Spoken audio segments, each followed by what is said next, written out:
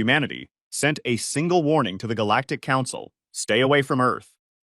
The message arrived while I was in the middle of an argument with a Vreth delegate about fishing rights in a star system neither of our species had ever actually visited. I know, that is what galactic diplomacy looks like most days. The Vreth delegate, a tall creature with 4 arms and the permanent expression of someone who smelled something unpleasant, had been listing legal precedents for 40 minutes. I was nodding, I was pretending to care. I was thinking about coffee. Real coffee, the kind they could not replicate on this station no matter how hard the fabricators tried, when every screen in the chamber went white. Not an error, not a malfunction.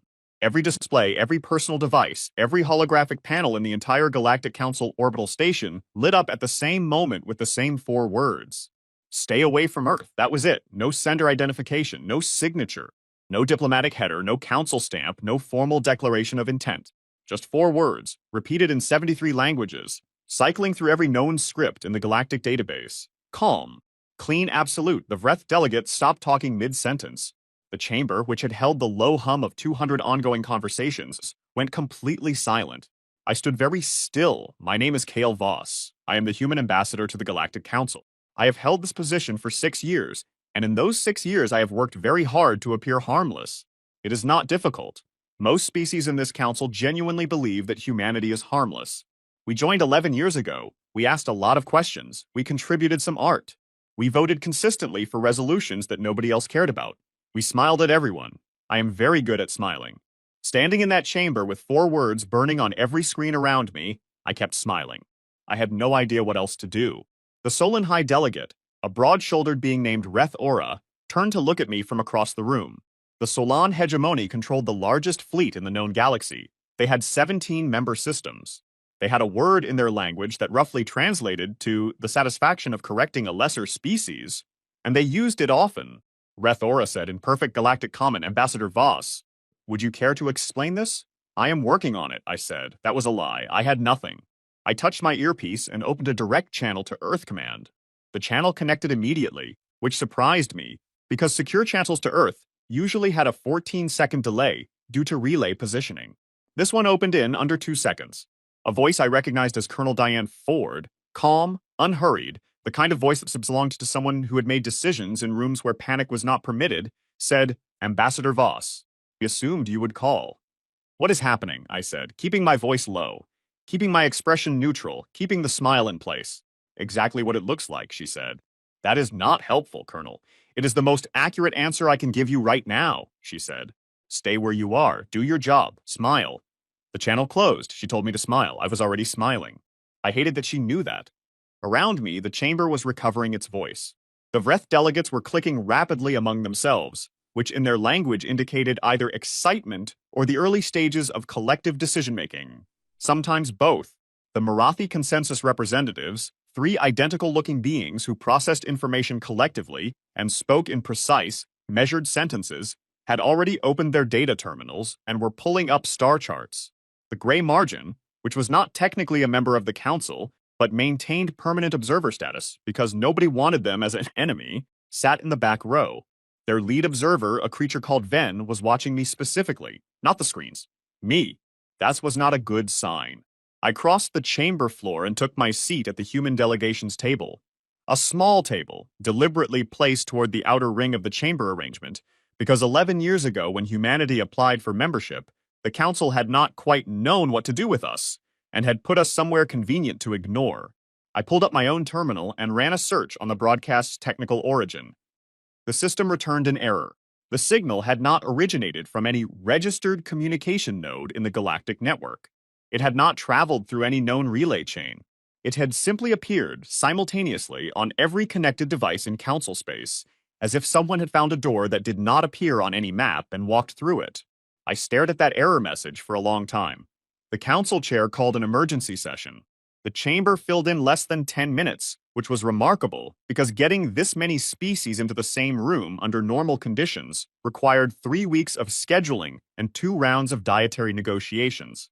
Reth Ora of the Solon hegemony spoke first, which was typical because the Solon hegemony believed strongly that size equated to speaking order.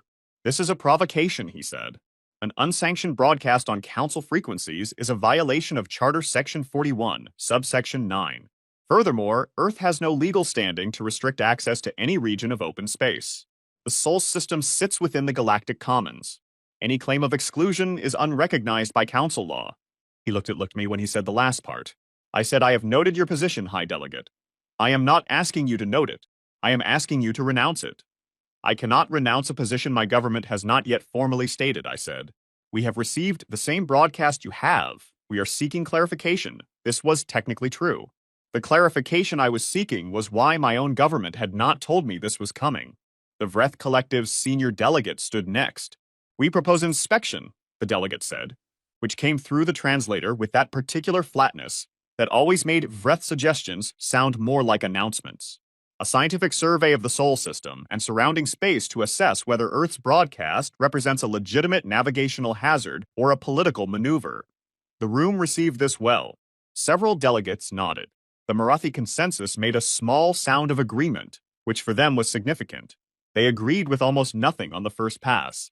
I raised my hand. The human delegation formally objects to any uninvited survey of Sol system space. Reth Ora looked at me with the expression his species reserved for things they found beneath formal contempt. Your objection is noted, Ambassador. The vote was called without further debate. 14 in favor of the survey mission, 1 against, 1 because there was only one human vote and it did not matter, and everyone in the room knew it did not matter, and no one in the room except me seemed to think that was a problem worth examining. 3 fleets announced deployment within the hour. The Vreth Collective would send 6 long-range scout vessels.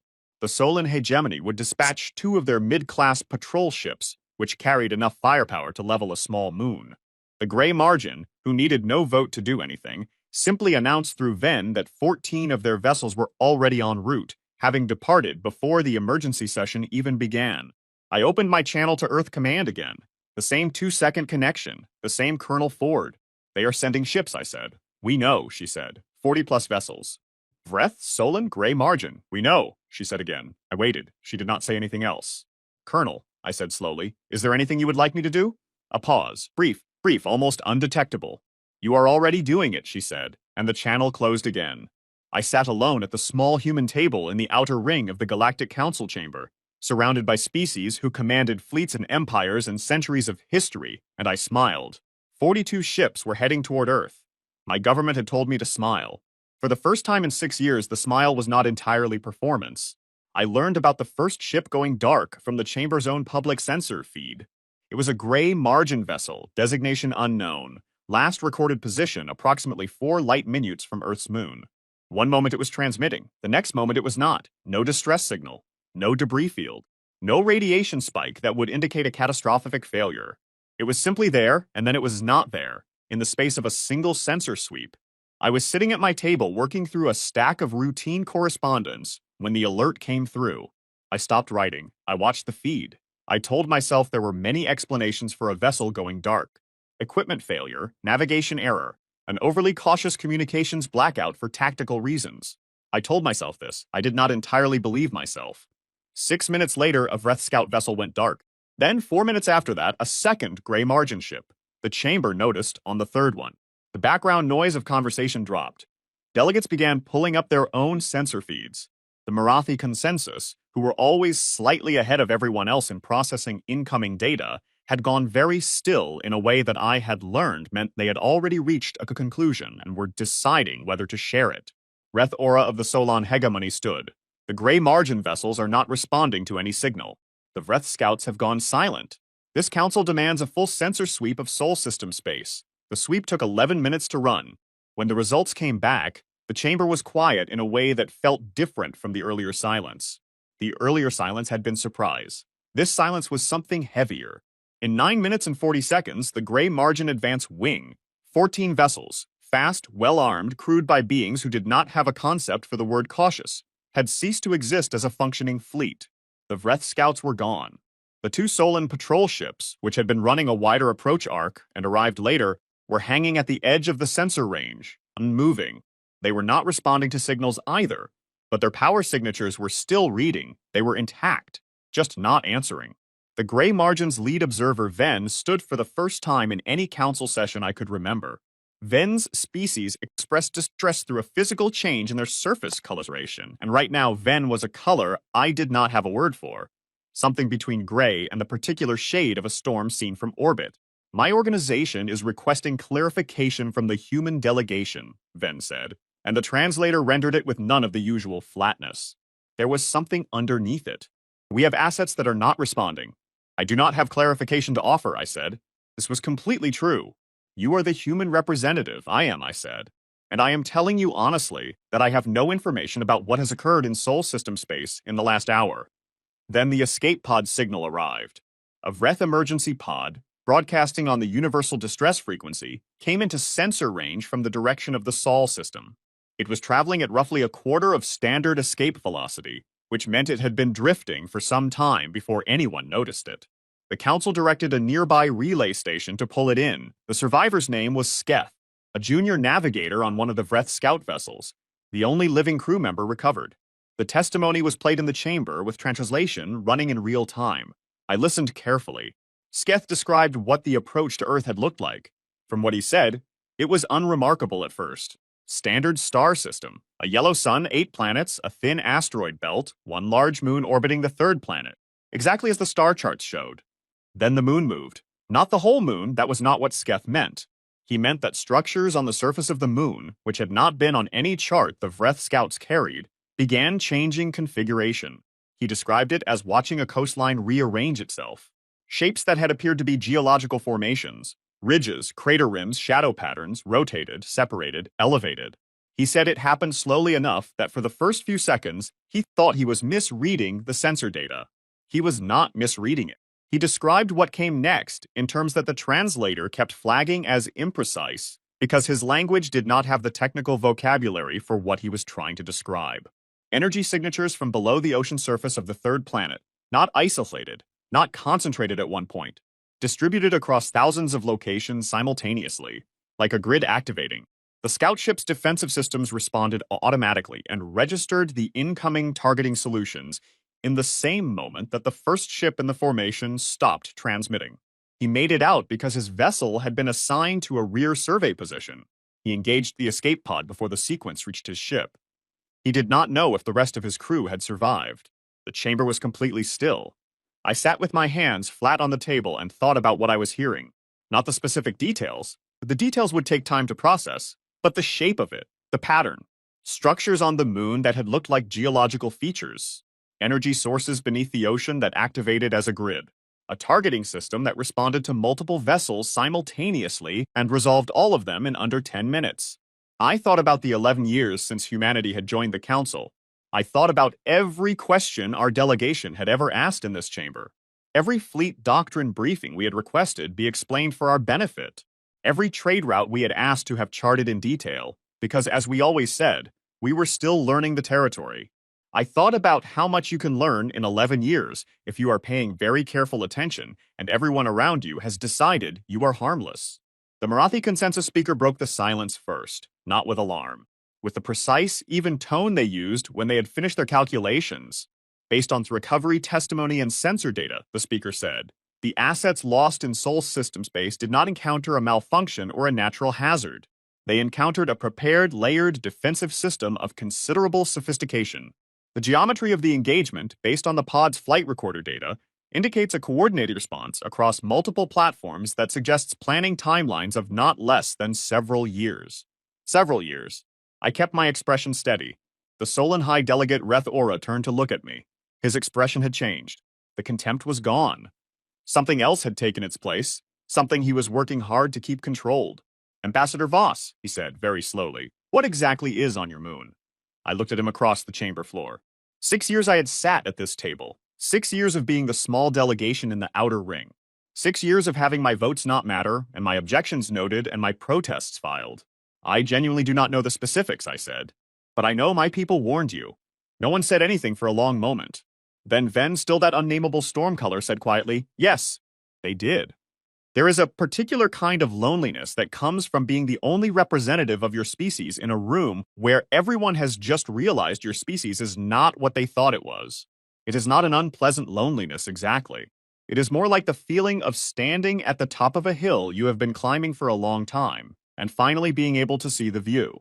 I was given 3 hours while the council recessed to absorb the testimony and the sensor data. I used those 3 hours in my quarters, reading the classified briefing that Earth Command had finally unlocked for me. It was long. I read it twice. The first time through, I felt something I can only describe as the shock of recognition. The experience of reading about a thing you had always felt was true but had never seen confirmed in writing. The second time through, I felt something closer to a quiet, steady pride. Here is what the briefing told me. When humanity applied for Galactic Council 11 years ago, the application was genuine. We genuinely wanted to join. We genuinely wanted to learn. We genuinely wanted to understand what the galaxy was and who lived in it and what the rules were. We also genuinely understood, within about 18 months of membership, that the galaxy was a significantly more dangerous place than the Council's public conduct suggested. Species with large fleets had not gotten those fleets through polite negotiation. Trade agreements that looked balanced on paper were structured to keep smaller member species dependent. The Council Charter had 41 sections protecting the rights of member species, and none of them had enforcement mechanisms that did not depend on larger species choosing to act on them. We noticed this.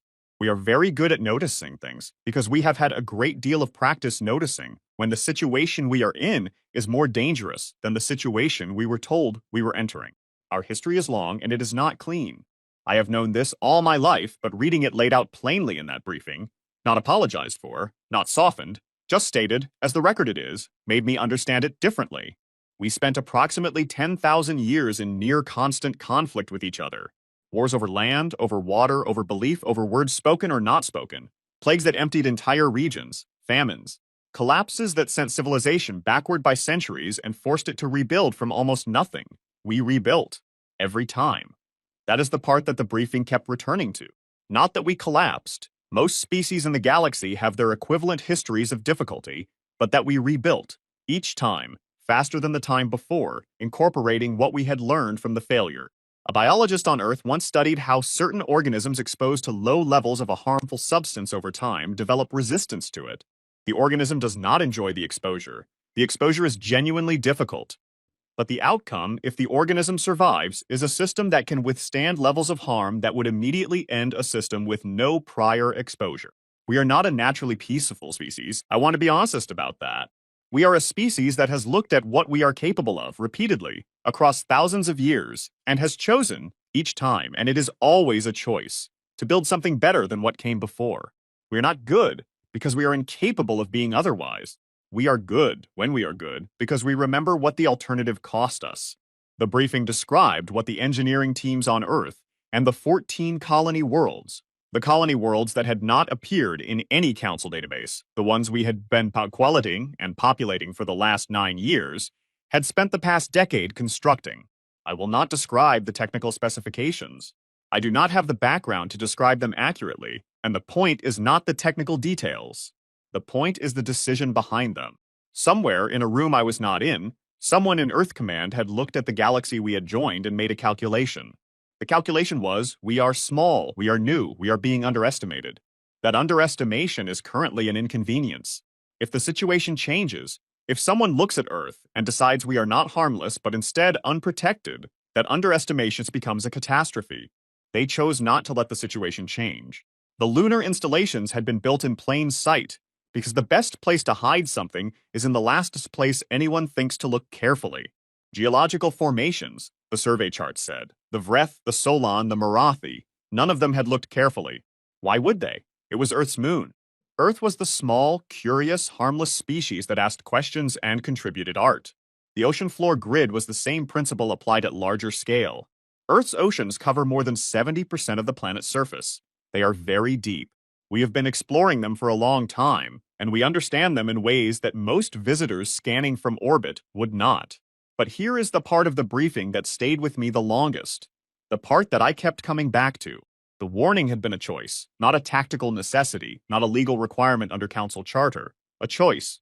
Someone in Earth Command had looked at the incoming fleet dispositions, at the Council vote, at the 42 vessels heading towards Sol System space, and had decided to send 4 words instead of simply letting the outcome speak for itself. The note in the briefing, written by someone I did not know, read, "We warn because we remember what it cost us when we were not warned." We do not warn because we are afraid. We warn because we are not. I read that sentence 3 times. Then I closed the briefing, straightened my uniform, and walked back to the council chamber for the evening session. On my way out, a second message arrived on the public council broadcast. Same frequency as the first, same formatting. No sender identification. 4 words, followed by 4 more. We gave you 1 warning, we do not give 2. I had spoken in the council chamber hundreds of times over 6 years. I had argued for resolutions. I had filed objections. I had requested explanations and submitted position papers, and engaged in the particular form of performative patience that galactic diplomacy requires when you're a small member with a single vote and very little leverage. I had never walked to the center of the chamber floor and waited for silence. The room gave it to me. That was new. Reth Ora of the Solan Hegemony was watching me with an expression I had not seen from him before. It took me a moment to identify it. He was being careful. He was treating me like something that required care. After 6 years, that was so unfamiliar it almost threw me off. I let the silence sit for a moment longer than was comfortable. Then I spoke. 3 days ago, I said, humanity sent a message to this council. It was short. I think we can agree it was clearly worded. The council chose to treat it as a provocation and voted to dispatch inspection fleets to Sol system space. 14 votes in favor, 1 against. I paused. The 1 against was mine. Another pause. I was not doing this for dramatic effect, though I understood it was having that effect. I was doing it because I wanted every word to land in clean air, without the next one crowding it. The outcome of that decision is now part of this council's censor record. I am not going to describe it again. You have all reviewed the data. You have all heard the testimony of the survivor. I am going to tell you instead what I believe is true, based on the briefing I received from Earth Command, and I am going to ask this council to make a decision based on that truth. Reth Ora said, you received a briefing from your government. I did. 3 hours ago, after the testimony. They unlocked it when the situation made continued information management unnecessary. And before the situation made it unnecessary, he said, before that, I knew what you knew. I was the person in this room with the least information about my own planet's capabilities. I looked at him directly. I was not kept in the dark because my government did not trust me.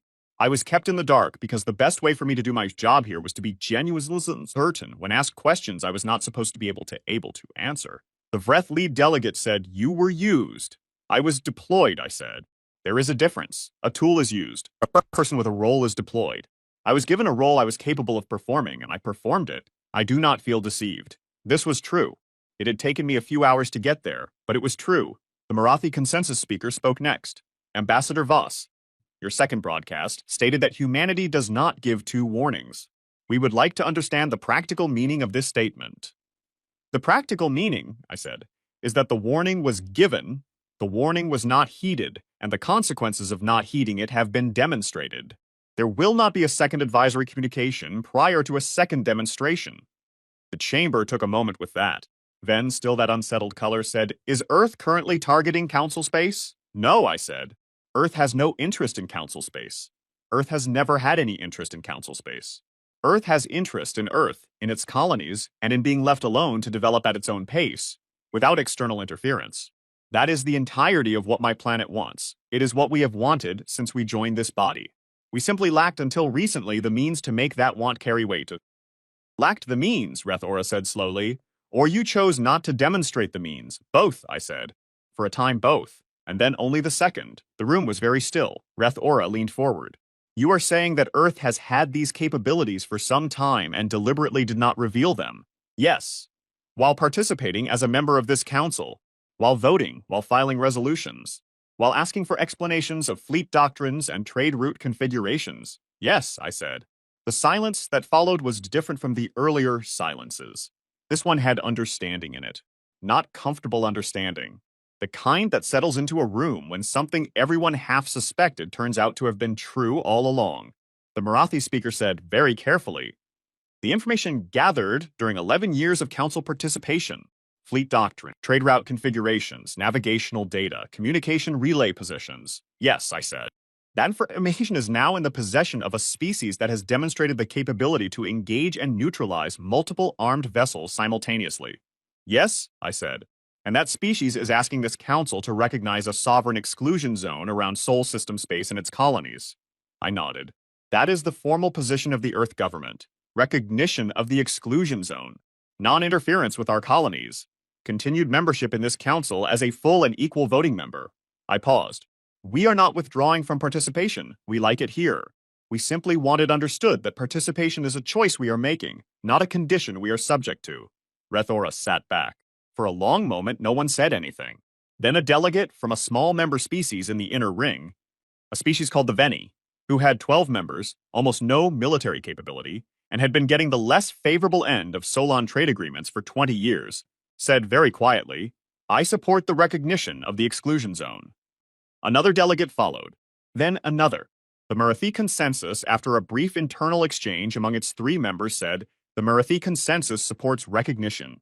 The demonstrated alternative is not strategically preferable. That was, for the Marathi, an unusually direct statement. Reth Ora of the Solon hegemony looked at me across the chamber floor for a long time. I could see him calculating. I did not know what he was calculating exactly, but I had a reasonable guess. He was asking himself the same question I would have been asking in his position.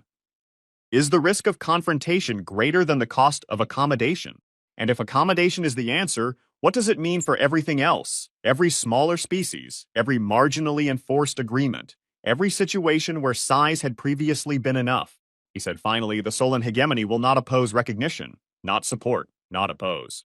It was a carefully chosen position, and it was the best outcome I had been prepared to hope for from him. The vote was called, 11 in favor, 0 opposed. 3 abstentions, including the Solon hegemony and the Vreth collective, who chose the political cover of absence from the count. The gray margin observer Ven did not vote. Observers did not vote, but Ven made a small gesture toward me, as the tally was announced that I chose to interpret as acknowledgement. Then the chair said, the human delegation may cast their vote. I sat at the small table in the outer ring, the table where humanity had been placed 11 years ago because no one had known what to do with us. I pressed the vote button, 12 in favor. It was the first time in 6 years that my vote had changed an outcome. I sat there for a moment after the result was announced and let myself feel something that was not the smile I had been performing. It was quieter than the smile. It was the feeling of a long piece of work arriving at its intended result. Not victory, not triumph, just the clean, solid satisfaction of a thing done correctly. The transport back to Earth departed 2 days after the vote. It was a human vessel, a mid-range courier, nothing impressive. Exactly the kind of ship that said we are in no hurry and we have nothing to prove. I had specifically requested it. I wanted to go home in a ship that looked like us. I was in my bunk when my personal communicator chimed with a call from a civilian relay. I looked at the identification code. My mother's personal channel. I accepted. Her face appeared on the small screen, slightly grainy from the relay distance. She was in her kitchen. She had a mug in her hand. She looked exactly like she always did. Calm, unhurried, with the kind of face that had seen too much to be surprised by most things. My mother's name is Carol Voss. She retired from the Earth Defense Planning Authority 4 years ago at the rank of general. I did not know, until I read that briefing, how much of what I had just witnessed in the council chamber was connected to decisions she had been part of 20 years earlier when she was still a planning officer and the question of galactic membership had first been seriously discussed. How did we do, she said. Recognition passed, I said. 12-0, 3 abstentions. She nodded slowly. She took a sip from her mug. The gray margin lost 14 ships, I said. I know. The Vreth scouts. I know. I was quiet for a moment. Were there any of ours? She looked at me steadily. No, not one. I let out a breath I had not quite been aware I was holding. Mom, I said. Did you know this was coming when I was assigned to the council? She thought about this, which with my mother always meant she was deciding how precise to be, rather than whether to tell the truth. She was unfailingly honest. She was also very careful about the difference between what she knew and what she had estimated. I knew the timeline was approaching, she said. I did not know the exact trigger. The broadcast decision was made at a level above my old role. But I knew the shape of it, yes, and you didn't tell me. I told you everything you needed to do your job, she said. The rest would have changed the way you sat in that room. You needed to be genuinely uncertain. You were always better at uncertainty than you thought you were. I looked at her. She looked back at me. Get some sleep, she said. You look like you have not slept in 3 days. I have not slept in 3 days. Then sleep, she said. The hard part is over. The complicated part is just starting, and you need to be rested for complicated. She ended the call before I could respond. That was also exactly like her. I put the communicator down and lay in the dark of the bunk and looked at the ceiling of the ship and tried to think about what came next. Not the politics. I would have years to think about the politics. I thought about the simpler thing. The thing I had been turning over since I first read the word rebuilt in that briefing. That single word, repeated across 10,000 years of history, always following a collapse that should, by any reasonable measure, have been the end. We are not, as a species, easy to understand from the outside. I've spent 6 years watching other species try. They look at our history, and they see the collapses, the conflicts, the plagues, the periods of darkness that lasted generations. They see those things, and they draw a conclusion about what kind of species would produce that history, and the conclusion is usually something like dangerous or unstable, or to be monitored carefully. They are not wrong. Those things are all part of the record. But they miss the part that comes after, the rebuilding, and they miss why we rebuild the way we do. Not to return to what was there before, but to build something that will last longer, hold more people, withstand more pressure. Every collapse in our history was followed by a period in which we looked at what had failed and asked, with genuine curiosity and genuine seriousness, why it had failed and what a better version would look like. We are, at our core, a species of learners. We learn from everything, including the worst things, especially the worst things. The Galactic community had approximately 11 years of data on humanity and had, from that data, constructed a picture of a small, curious, harmless species that asked questions and contributed art and voted for resolutions nobody cared about. That picture was not wrong. It was simply incomplete. It did not include why we asked the questions. It did not include what we did with the answers. Outside the viewport, the stars were moving, or we were moving through them, which amounts to the same thing from the inside. I watched them for a while. Somewhere out in that field of light were 14 colony worlds that no one in the council had known existed. 14 worlds where people had been living and building and planting and arguing and falling in love and learning and all the other ordinary miraculous things that people do when you give them ground and time and leave them alone. We had kept those worlds secret because we had to. Not forever. Nothing stays secret forever, and we had never intended it to. They would be in the council database now, noted as part of the exclusion zone recognition agreement. Other species would learn their names, would start to understand the scale of what humanity had been quietly doing, while everyone watched the small table in the outer ring and saw a delegation that barely mattered. I hoped they would not be afraid. Then I thought, of course they will be afraid. We would be afraid. Fear is the first response to the realization that you have been wrong about something important. The question is what comes after the fear. I thought about what Rethora had looked like when he said the Solan hegemony would not oppose recognition. Not afraid. Calculating, which was better in the long run. Fear makes species reactive, calculation makes them thoughtful. And a thoughtful Solan hegemony, one that understood that humanity was not a threat to be managed, but a neighbor with its own interests and its own capabilities, was a significantly better neighbor to have than one that had never been required to think carefully about us. The Veni delegate, the one from the small species with 12 members and the disadvantageous trade agreements, had voted in favor of recognition before anyone else. I had thought about that a lot in the 2 days since the vote. The Veni had nothing to gain from siding with humanity against the Solan hegemony in practical, immediate terms. They had everything to lose if the Solan hegemony decided to make their trade situation worse in response. They had voted yes anyway. I wondered if they had looked at the outcome data, 14 ships that did not come home. One survivor in her drifting pod, the Solan hegemony choosing abstention over confrontation, and had drawn their own conclusion about what kind of moment this was and what kind of vote they wanted to be on the right side of. I wondered if they had thought, even briefly, that perhaps a council where humanity's vote carried genuine weight was a council that might eventually look at their trade agreements and ask whether they were actually fair. We would. I could tell them that if they asked. We would absolutely look. We have always been good at noticing when an arrangement is unfair because we have been on the receiving end of unfair arrangements enough times to recognize the shape of them from a distance. The stars continued to move past the viewport. I thought about the warning, 4 words. Stay away from Earth. I thought about how small it looked, typed out like that, and how large it had turned out to be. 4 words that had changed the balance of an 11-year relationship between a small species and a very large galaxy in under a week. We had sent one warning. We always send one warning. I had not fully understood that before reading the briefing, but I understood it now. It is not that we are generous with warnings. It is not even primarily that we believe in fairness, though we do.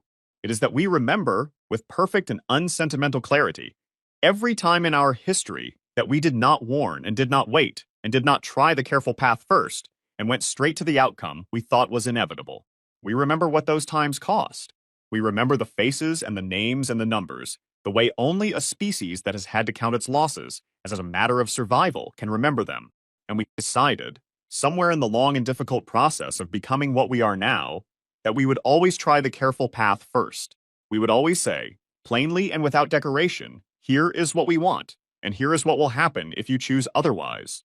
And we would say it once, clearly, so that no one could say afterward that they had not understood. After that, the understanding is theirs. The ship hummed around me. The stars moved. I was tired in the way that comes not from lack of sleep, but from a long period of sustained focus finally releasing. I closed my eyes. I thought about Earth, about what it looked like from the transport. Blue and white and green, the moon steady beside it with its surface that was not quite what it had always appeared to be. I thought about the oceans that covered most of it, that deep and quiet space where so much had been built and prepared and waited, patiently, for the moment it was needed. I thought about Colonel Diane Ford's voice on the secure channel. Stay where you are. Do your job. Smile. I had done all three. I was still doing all three, in a way still in my role, still working, still carrying something that was not quite a smile, but was related to it. The feeling underneath the smile. The thing the smile was always pointing at. We had warned them. We had always warned them. We do that because we were warned once by our own history, and we were too proud to listen. We paid for that with centuries. We do not make that mistake anymore. Not for ourselves, not for anyone else. I slept.